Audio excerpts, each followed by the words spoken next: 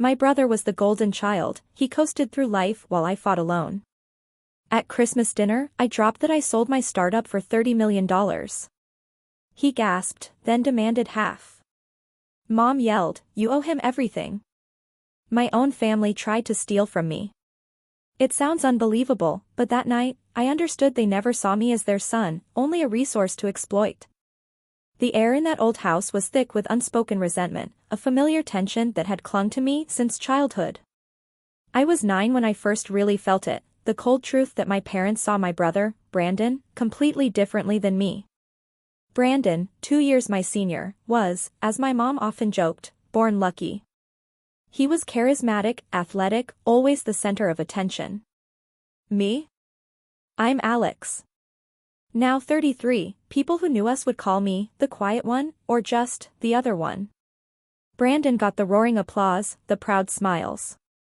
I'd get a polite nod, maybe a quick, "That's nice, honey," before the focus swung right back to whatever amazing thing Brandon had just done. It wasn't outright cruel back then, more like a slow indifference, a chill that seeped into your bones until you were shivering without realizing why. We grew up in a typical suburb in Ohio. My dad, an accountant, was stern, quiet, rarely home before 7. My mom, a stay-at-home parent, ensured Brandon was the sun our world orbited. His baseball game? Dinner waited. Forgot his science project? She'd rush it to school in her slippers. When I aced a math test, she'd barely glance up. "Good job," she'd say, then rewind Brandon's highlight reel. I tried to tell myself it wasn't favoritism. Maybe Brandon just needed more attention. Maybe I didn't ask enough. Maybe if I just tried harder, one more, smiled brighter, they'd finally see me. And I really tried. Chess club, mathletes, debate team. I even placed nationally twice in high school. My mom's reaction? "Oh, that's nice. But Brandon got an A+ in chemistry. Can you believe it? That class is brutal." My dad just said nothing. Brandon wasn't a monster then. He was charming, confident, effortlessly likable. Teachers adored him. Coaches practically worshipped him. One night, he got drunk at a party, wrecked his friend's car into a fence. My parents' defense? "Those people shouldn't have put it so close to the road," Mom muttered to the police, arms crossed, like a lawyer on payroll. He wasn't even grounded. Me?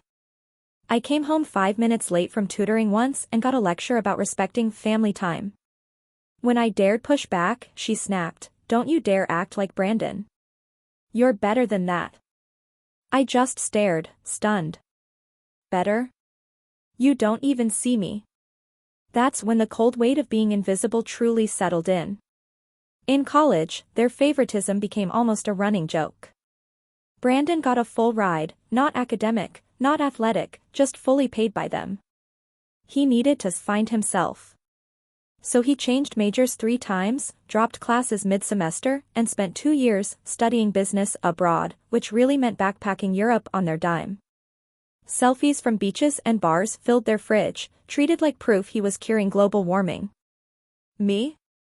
I scraped by on partial scholarships, worked 2 jobs, and still graduated a year early.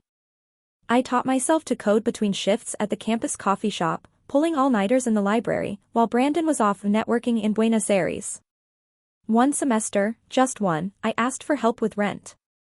My dad sighed, "We can't keep bailing you out, Alex. You're an adult now." Bailing me out? I didn't drink, didn't party, never caused trouble. I just wanted to keep the heat on in December.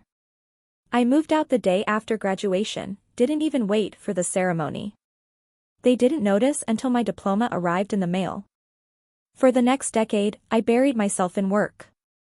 No safety net, just me, my laptop, and a mountain of resentment I tried to hide under 16-hour days. At 24, I started a company. Small at first, an app for freelancers. It grew slowly, then exploded. I told no one in my family. Not at 100,000 users. Not when we got funding. Not when Forbes put us on their startups to watch the list. I convinced myself I didn't need their approval anymore. But deep down, I think I just didn't want to give them an opening. Not until I figured out who I was without them. Cut to last Christmas. Years had passed since I'd been home, not since Brandon's last wedding, which is a whole other saga. But 3 weeks before, Mom called. It's been too long, she cooed. Family dinner. Everyone's coming. Even Chloe's flying in from Arizona. I hesitated. Then she added, Brandon's bringing his new girlfriend, Sophia. Very classy. Of course he was. I still don't know why I said yes. Maybe I wanted to see if they'd changed. Maybe I wanted to believe they could. Or maybe I was just tired of that invisible weight and figured one dinner wouldn't break me. I rented a car, drove 4 hours through the snow, wore a new blazer, and even brought a genuinely nice bottle of wine, not the gas station holiday red. I rehearsed small talk, smile. Nod. Don't start anything. The house hadn't changed, same green shutters, same worn welcome mat. Mom greeted me with a tight hug, then a distant, oh, you're thinner than your photos. Brandon bounded down the stairs like a golden retriever, arms wide. Alex, look at you, man. I smiled, shook his hand. Hey, Brandon. Sophia, his girlfriend, was tall, graceful, clearly used to the camera. She gave me a quick once-over. You're the tech guy, right? I guess, I said. Dinner was roast beef, mashed potatoes, a dozen side dishes I barely remembered liking. 12 of us crammed elbow to elbow, laughter ricocheting off the walls. Brandon, naturally, dominated the conversation, recounting a winding tale about almost meeting Mark Cuban at some charity golf event. Mom clapped like he just won a Pulitzer. Dad chuckled politely, sipping his scotch.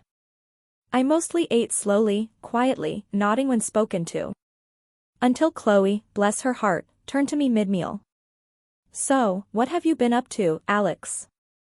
I heard your app did pretty well. The room paused. I hadn't planned on saying anything.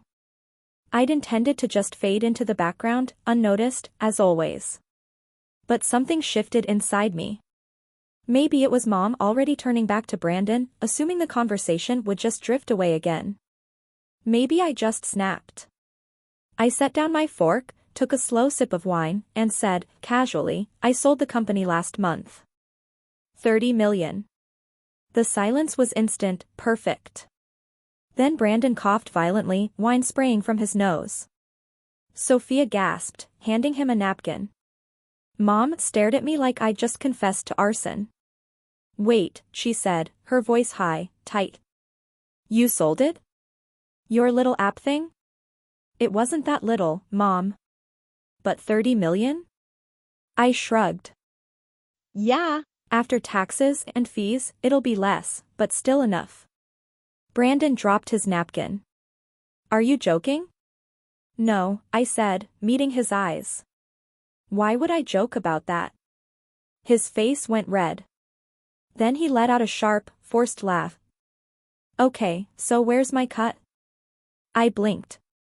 Your what? My cut, he said, louder now. You made millions because I inspired you. You always wanted to beat me, right? That was your whole thing. I deserve something for that. Mom's hand shot up. Brandon's right. I turned to her, genuinely stunned. Excuse me? You owe him, she said, like it was the most obvious truth. He was your role model. You wouldn't have done any of this if you weren't trying to catch up to him. That's when something inside me just cracked. But I didn't yell, didn't storm off.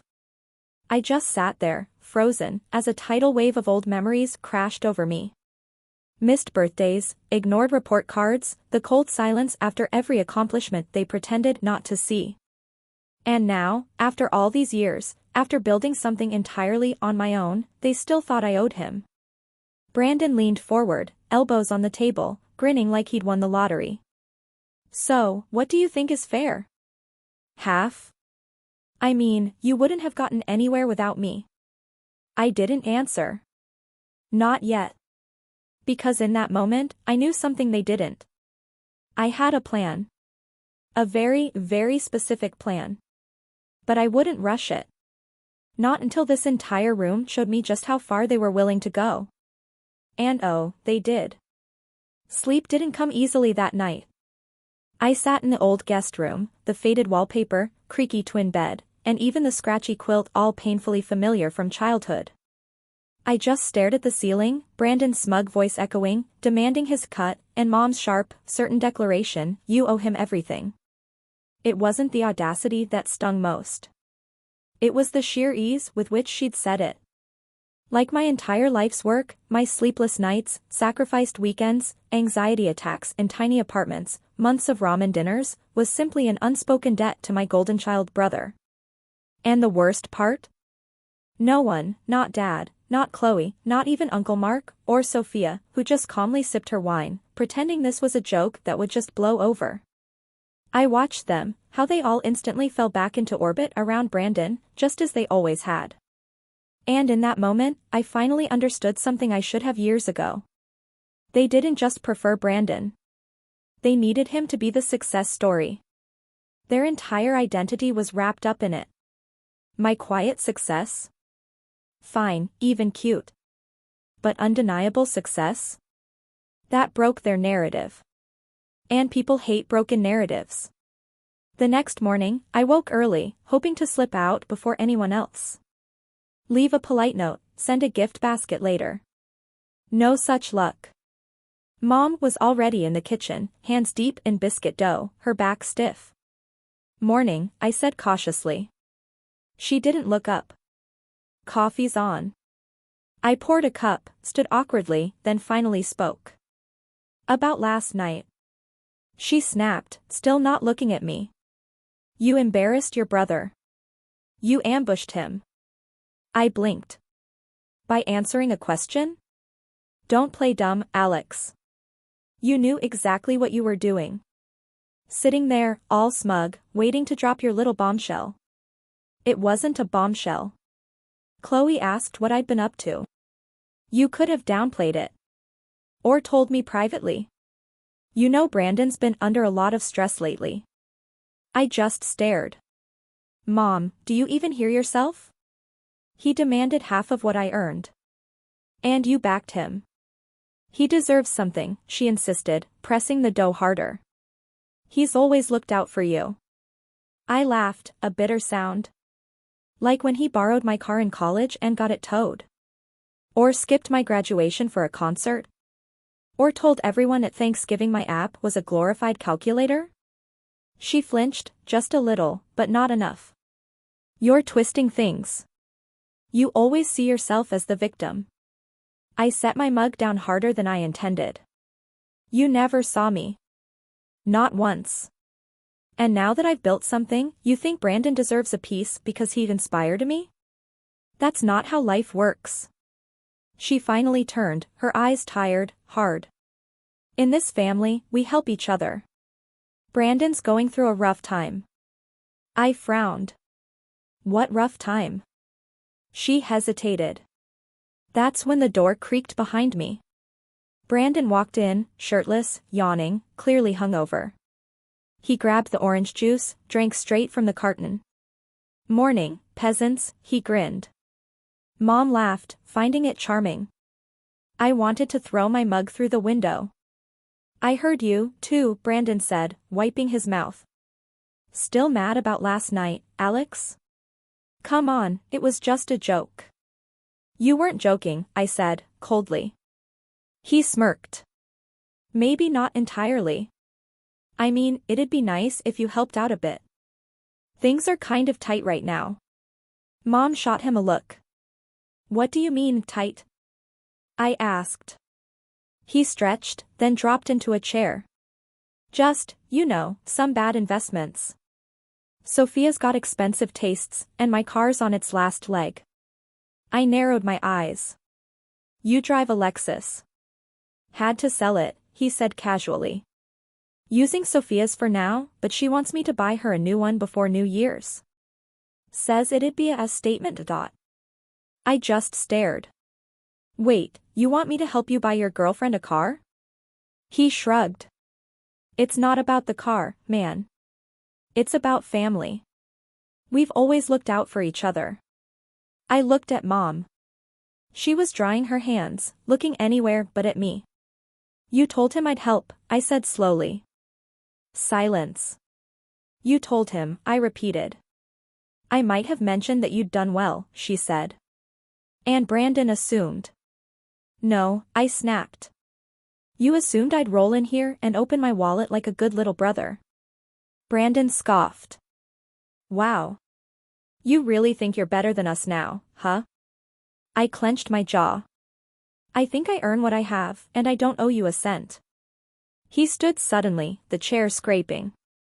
You wouldn't even be who you are if it weren't for me. You were always trying to catch up, competing.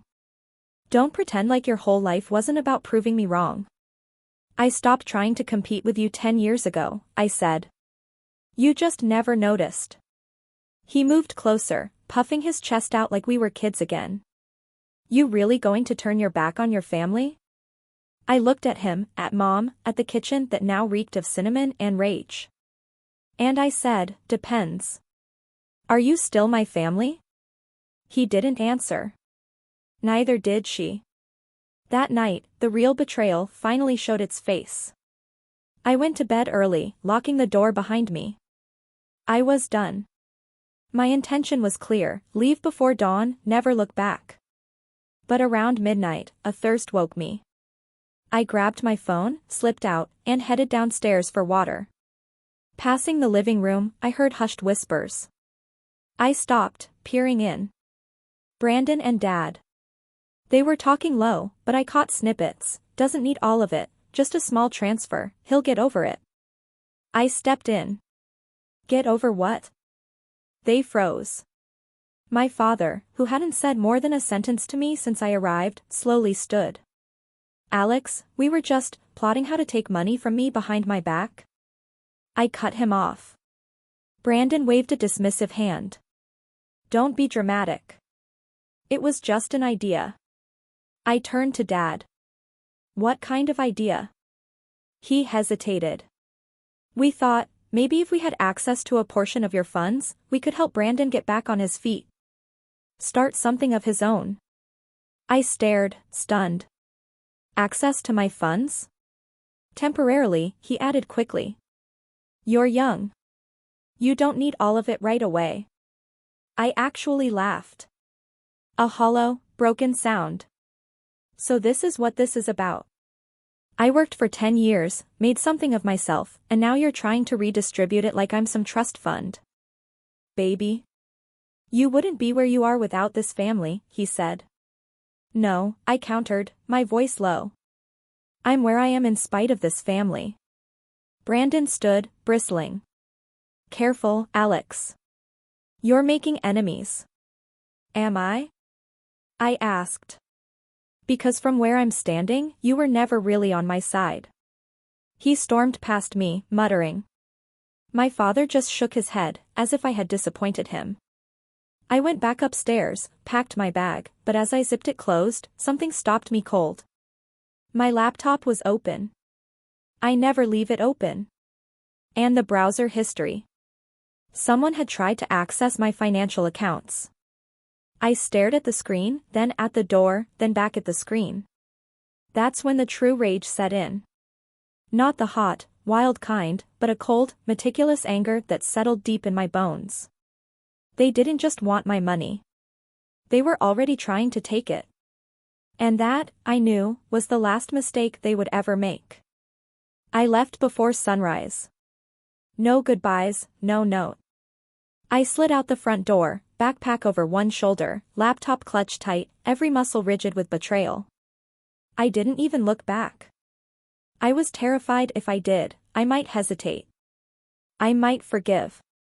And this time, there would be no forgiveness. The drive home felt like a nightmare.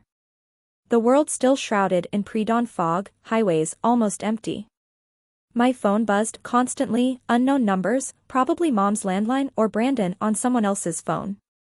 I didn't answer. I couldn't. I wasn't ready to hear what they'd say, or worse, how they'd spin it. By the time I reached my apartment, the adrenaline had drained, replaced by pure exhaustion. I dropped my bags, collapsed onto the couch, and just stared at the ceiling fan, spinning in slow, lazy circles. They tried to access my financials.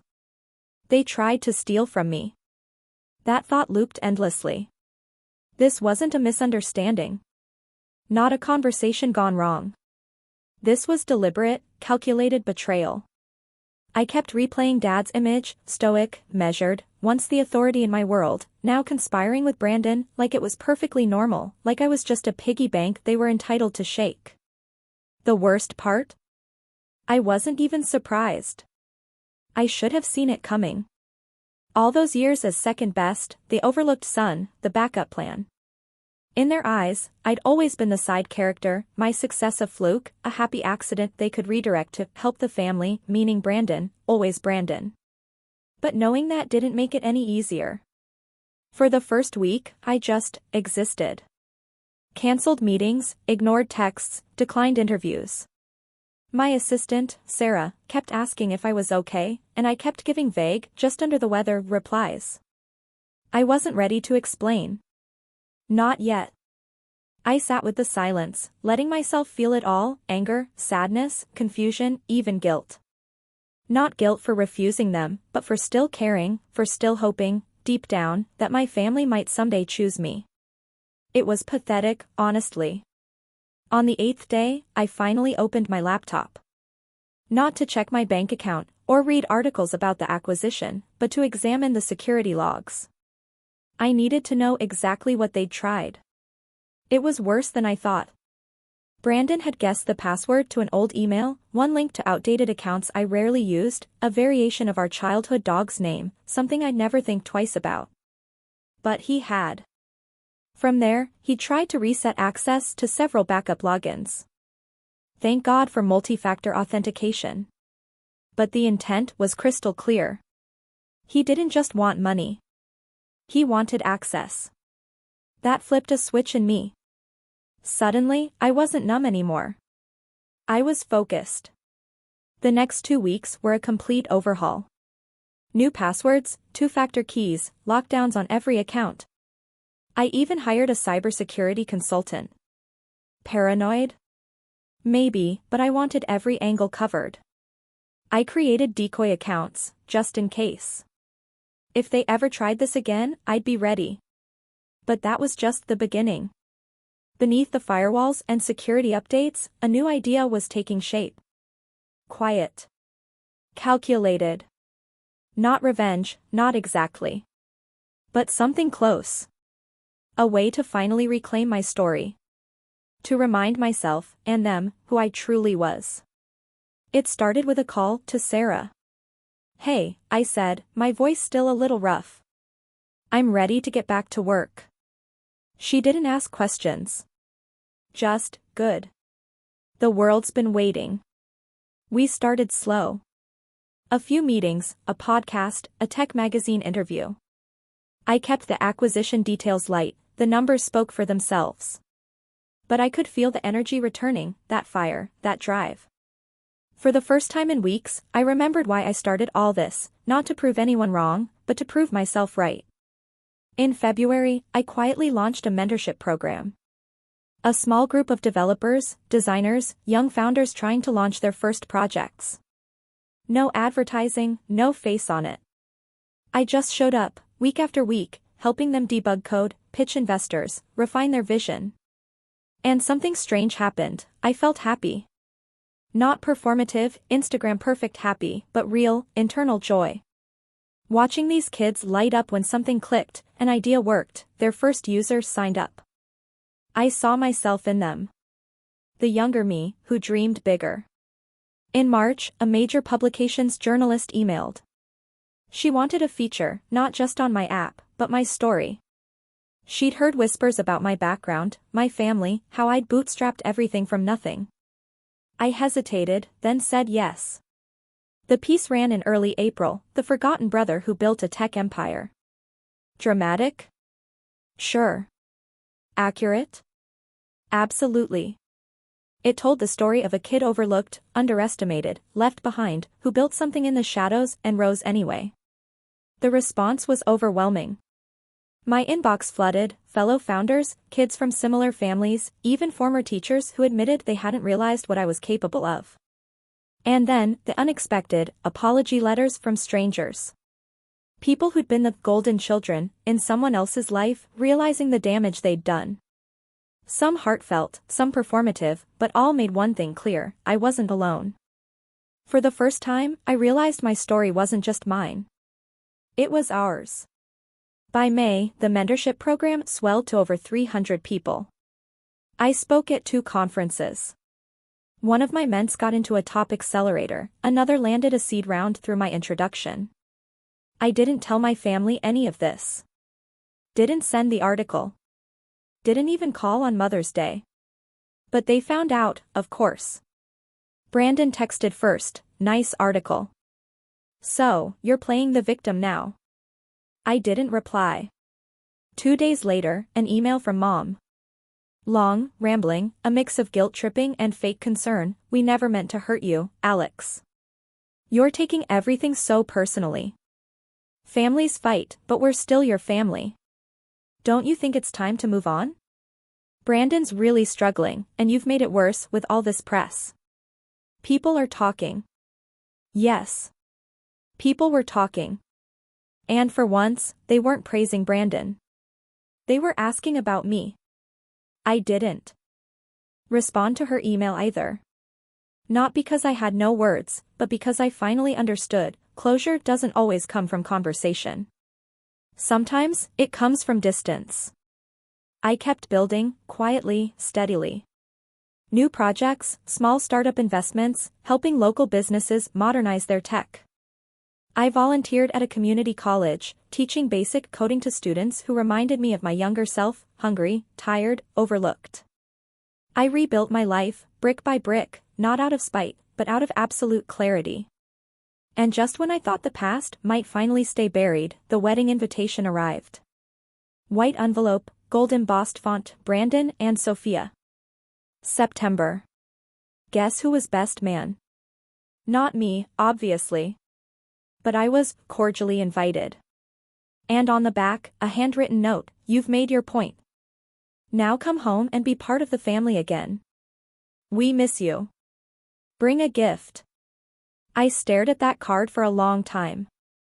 Then I flipped it over and started planning. Because I wasn't done yet. They thought I'd gone quiet, that I'd forgiven. But I had one more chapter to write. And this time, it would be my story. I stood in my kitchen, invitation in hand, staring at the gold lettering like it was a direct threat. "You've made your point. Now come home and be part of the family again. We miss you. Bring a gift." It was Brandon's handwriting. I recognized the way he curled his R's, trying too hard to look elegant. But that last sentence? Bring a gift. Like nothing had happened. Like they hadn't tried to steal from me, manipulate me, gaslight me, then freeze me out when I didn't cave. And now I was being summoned. This wasn't an invitation. This was a power play, a stark reminder that no matter how far I'd come, they still believed they had control. Brandon's wedding was the stage, and I was just another extra. I slid the card onto the counter. For 2 full days, it sat there. I didn't throw it away. Didn't RSVP. I just watched it, and slowly, an idea began to form. Not Hollywood revenge, no dramatic confrontation, no public humiliation.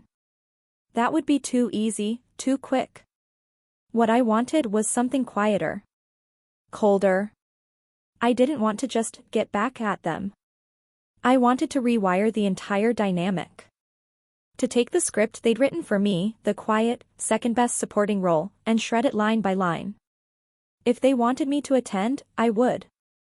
But not as Alex, the forgotten little brother. I'd show up as the man I'd become, the man they'd tried to erase. And I'd make sure they saw every inch of him. The first step was information. I reached out to Rachel, a friend from a tech conference in Denver years ago. While I'd launched my startup, she'd gone into PR, digital branding, crisis management. Rachel could probably find out what brand of toothpaste a CEO used if you gave her 30 minutes and a laptop. Planning to burn something down? She asked after I explained. Not literally, I said. Just want to know what I'm walking into. You could just ignore them. I could, I admitted. But I've done that. It didn't work. I want this to end differently. Rachel didn't press. She never did. All right, she said. Give me everything you've got. I told her about the wedding, the email, the attempted password breach, mom backing Brandon like second nature. Rachel paused. I'll dig. It took her 3 days. What she found didn't entirely surprise me, but it absolutely crystallized things. Brandon was broke. Not things are tight broke, but actually broke. 5-figure credit card debt. 2 failed LLCs registered in his name. Sophia's old car repossessed. His LinkedIn still listed him as a freelance business consultant, but Rachel found zero trace of actual clients. And the wedding? Fully funded by Sophia's parents, who, according to whispers Rachel found on Facebook, were less than thrilled. Especially after Brandon's last investment opportunity drained a chunk of their savings. I sat at my desk, reading Rachel's report, and everything clicked. This wasn't just about family. This wedding was Brandon's last performance. And they needed me there not because they missed me, or loved me, or wanted to reconnect. They needed me because the optics mattered. Because my absence would raise questions. And worse, they probably hoped I'd bring a flashy gift, something they could show off. Look who came crawling back. Look how generous our golden son's brother is. I closed the report and leaned back. They wanted a prop. I'd give them something else entirely. Step 2, presentation. I contacted a stylist. Yeah, I know how that sounds, but trust me. I hadn't updated my wardrobe since the acquisition. I owned a few nice blazers, some tailored shirts, but nothing that whispered, this guy sold a company for $30 million and he doesn't need to prove it. That was the vibe I wanted. Polished, but subtle. Confident, not flashy. We curated a capsule outfit, a perfectly fitted designer suit in soft charcoal gray, a subtle pattern you'd only notice if you were looking. Open-collared shirt, no tie. A watch that didn't scream for attention, but cost more than Brandon's last 2 cars combined. Comfortable shoes, a fresh haircut, simple cologne. Everything was chosen to say, I didn't come to impress you. This is just my Tuesday. Next, the date. I wasn't going alone. I considered hiring someone, but that felt too obvious. Instead, I called Clara, an old college friend. We'd reconnected through the mentorship program. She was brilliant, beautiful, and had a killer sense of humor that could cut through any pretentious gathering. Best of all, she got it. When I told her the plan, she just laughed. So, I'm your +1 to your brother's ego circus? Basically. I'm in, she said. But only if I get to wear something dramatic and mysterious. Deal. I booked her flight and connected her with the stylist. She chose a deep burgundy dress, an asymmetrical cut that made her look like she'd just stepped off a red carpet. Hair in loose waves, lipstick sharp enough to cut glass. We looked good together, like we'd walked straight out of a magazine. That was exactly the point. The wedding was the first Saturday in September at some ridiculously pretentious country club 2 hours outside Dallas. The kind of place with fountains that served no purpose and chandeliers in the bathrooms. I booked a sleek black car for the drive. Clara and I arrived right on time, fashionably late. As we pulled up, I could already see the crowd clustering outside, pastels, beige suits, nervous laughter. Sophia's friends, I figured. The real show was inside.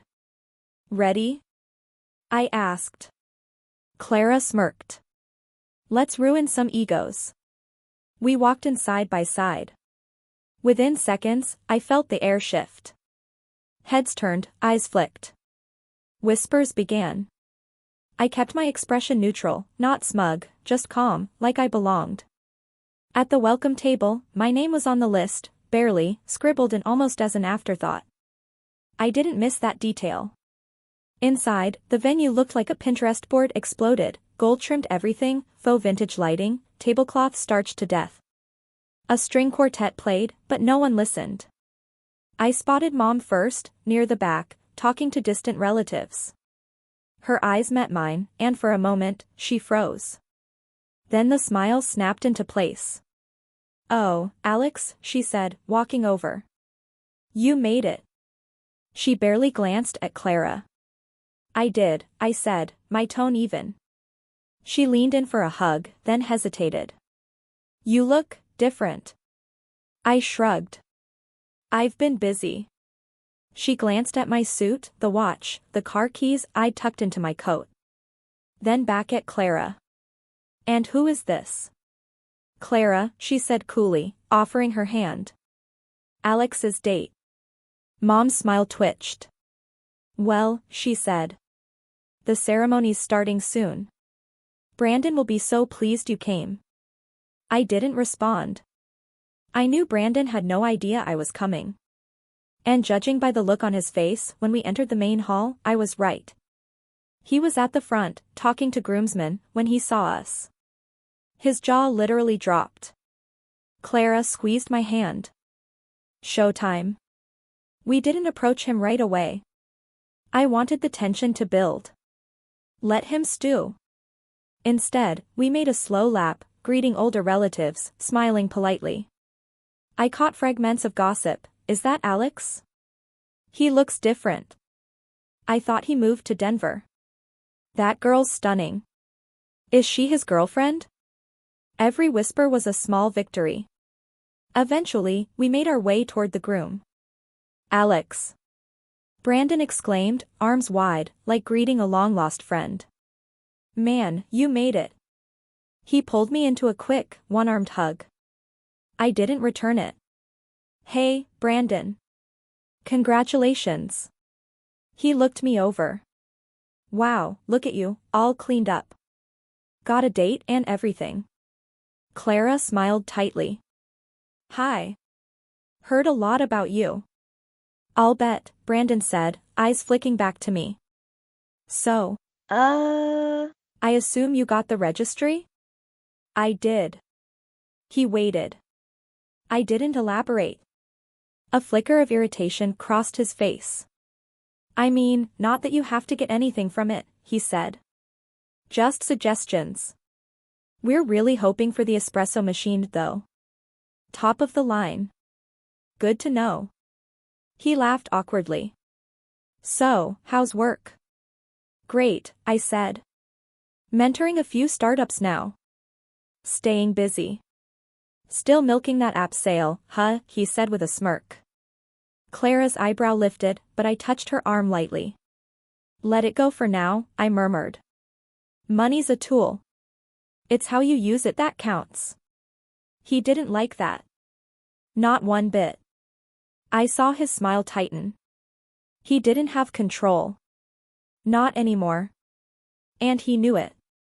He was scrambling, trying to find an angle. He had no idea the real move was still coming. I wasn't just here to make a statement. I had something to deliver. But not yet.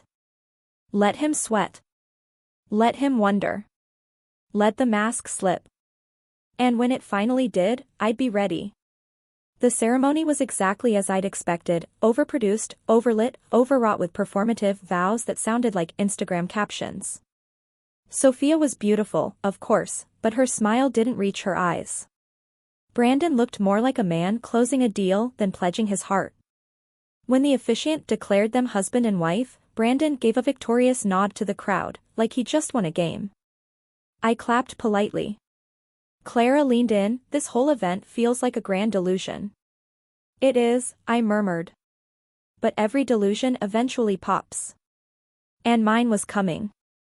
During cocktail hour, we mingled. I made sure Brandon saw me talking to the wealthiest guests, heard my conversations with investors, a founder I'd helped fund, a woman running a foundation I'd donated to. Nothing loud, nothing showy, but it was visible. And Brandon noticed. He kept glancing over, trying to laugh louder, smile bigger, shake hands harder. But I saw it, the jaw twitch, the fidgeting, the hollow eyes scanning for leverage.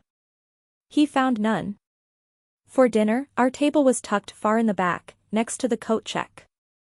Definitely not an accident. Mom had arranged the seating chart, her final petty jab, reminding me of my place. Clara just smiled. Best view of the exits. I'll take it, I said. Speeches began after dessert. Sophia's maid of honor gave a shaky, tearful toast about loyalty, dreams, and believing in someone who hadn't found themselves yet. It sounded more like a eulogy than a wedding speech. Then Brandon's best man, a college friend, launched into an endless story about a trip to Cabo San Lucas, punctuated by forced laughter and inside jokes no one understood. Then came the surprise. We'd like to invite Brandon's brother up to say a few words, the MC announced. I blinked. No one told me I'd be speaking. Brandon was smirking again, that old, oily smirk that said, "Let's see you squirm." I stood slowly. Clara squeezed my hand. You got this. I walked to the mic, feeling every eye in the room. Some curious, some wary. Mom's face was unreadable. Dad's, tight. Brandon stood by the sweetheart table, arms crossed, ready for his entertainment. I tapped the mic. Evening, everyone.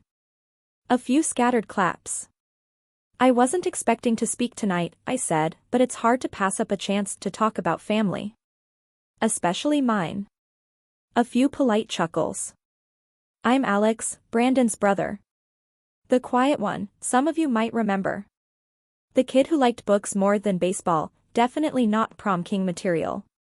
Growing up, it was clear I was different. And in our family, different didn't mean special.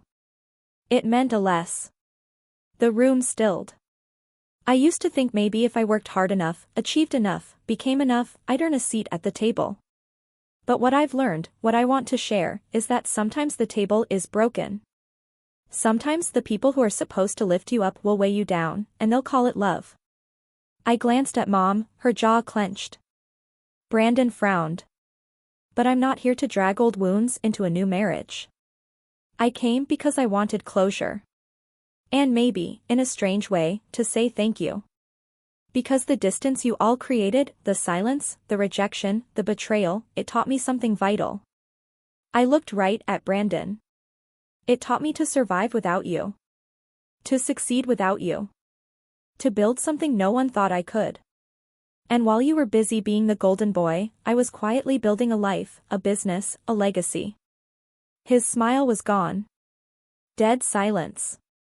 I took a deep breath. So, congratulations, Brandon, on your marriage, on your new life. I sincerely hope it's everything you wanted.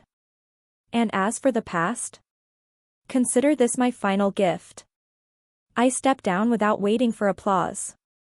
There was none, just stunned silence. Clara stood as I returned to our table. We didn't sit. We walked out, calm, composed, like the scene was already behind us. As we passed Mom, she reached out, grabbed my arm. Alex, she hissed. What do you think you just did? I told the truth, I said. You embarrassed the family. No, I said, turning to her. You embarrassed the family years ago. Every time you looked through me, every time you built Brandon up while tearing me down. You just never thought I'd have a voice loud enough to echo. Her face went pale. You've always been so dramatic. And you've always been so small. Her hand dropped away as if I'd burned her. We walked out into the night air, cool and crisp against my skin. But my retribution wasn't finished. I had one more move to make. 3 weeks after the wedding, a letter arrived at Brandon and Sophia's new apartment. A wedding gift, hand-delivered. But it wasn't from me. It was from my lawyer. Inside the envelope was a formal notification. Brandon's most recent business venture, a media startup, had violated trademark boundaries.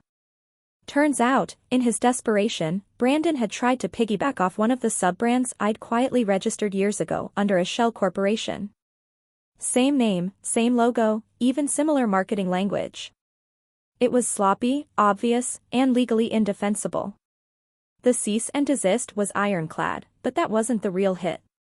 Attached was a separate document, a legal claim for damages, projected loss of brand integrity, and a full audit request of Brandon's financials for the past 18 months.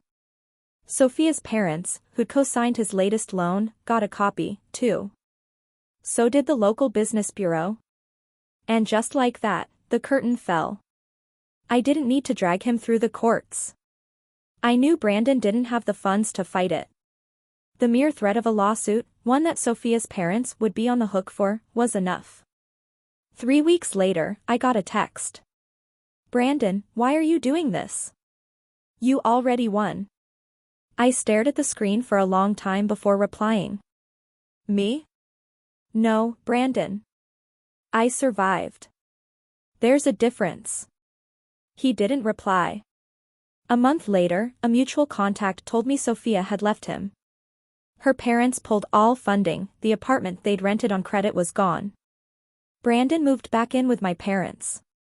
Temporarily, of course, just until he got back on his feet. He never did. As for me, I kept going. I grew the mentorship program, launched a nonprofit supporting underrepresented youth in tech, and continued investing in startups that mirrored my own journey. I bought a quiet, clean house on the coast, with a wraparound porch where I could watch the waves roll in, coffee in hand. I stopped wondering why they didn't love me the way I wanted. Because I'd finally learned how to love myself the way I needed. And that was the real retribution. Living a life they could no longer touch. Living a life they never believed I could have. I never gave them a seat at my table again, and I never missed their voices at mine. What would you have done in my shoes?